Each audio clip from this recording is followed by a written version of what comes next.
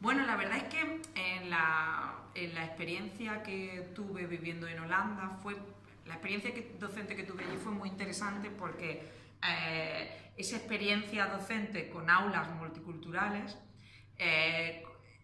convivía al mismo tiempo con una experiencia mía fuera del aula también multicultural, porque yo me movía en un entorno en el que también universitario, de otros profesores que trabajaban en la universidad y que también tenían distintas procedencias. Entonces, mi grupo de amistades, aunque había personas holandesas también, pero también había profesores que venían a dar clase a la universidad de otros países como Inglaterra, Francia, Italia, Argentina, muchos países con otra lengua y otro bagaje cultural, pero también tenía amigos con los que compartíamos lengua, pero con los cuales veíamos muchas diferencias culturales, ¿no? De este tipo. Entonces, recuerdo que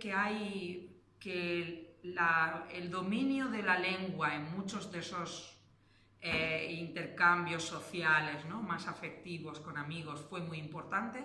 Yo noté un antes y un después con el dominio del holandés en mi relación con amigos que eran holandeses, por ejemplo.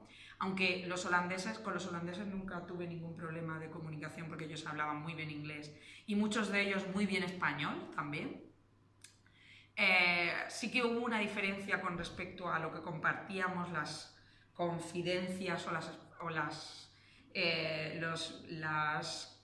experiencias que compartíamos cuando utilizaba el holandés o no, ¿no? Había una diferencia, yo no tenía la sensación de que ellos se abrían más o compartían más, ¿no?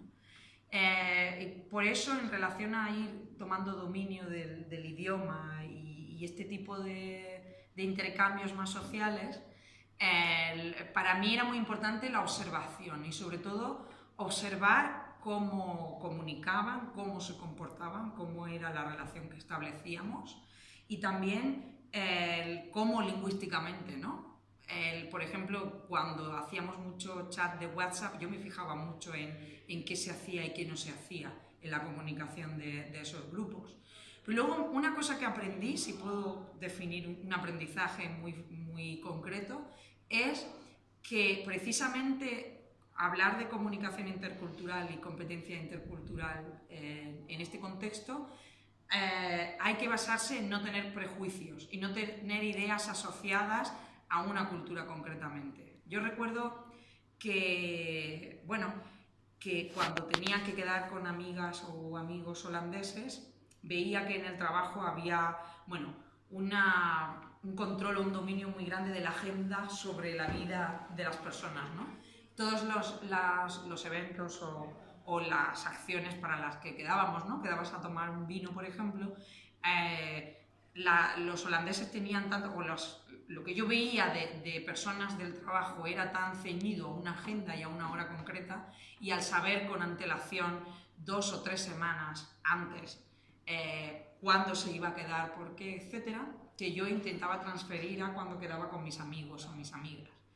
Y siempre, aunque yo no tengo la costumbre de quedar con antelación, sino que simplemente yo creo que soy más partidaria de quedar sobre la marcha o ser más espontánea para quedar para algo informal, pues siempre intentaba proponer un día o una hora por la experiencia de mis intercambios en otro contexto. Pero luego me di cuenta que mis amigas también improvisaban mucho y también aparecían en mi casa un día o una hora que sabían a la que yo estaba y echábamos un café tan ricamente sin planificarlo previamente. Lo que quiere decir que en ese tipo de cuestiones de comunicación intercultural creo que a mí me primaron las diferencias individuales entre personas más que el creer que hay una pauta de comportamiento que se daba en todos los casos de todos los holandeses. Había amigas que aparecían allí con una pizza en mi casa y había amigas con las que no podía quedar si no se lo había dicho 3 semanas antes. Y en el trabajo ocurría igual, ¿no? Había diferencias, ¿no? Y yo creo que ese es el gran aprendizaje que me llevo de la experiencia de ser expat, y es precisamente no caer en los prejuicios o en las asunciones, sino pensar en el individuo que tienes delante y no tanto la persona como una categoría de una cultura.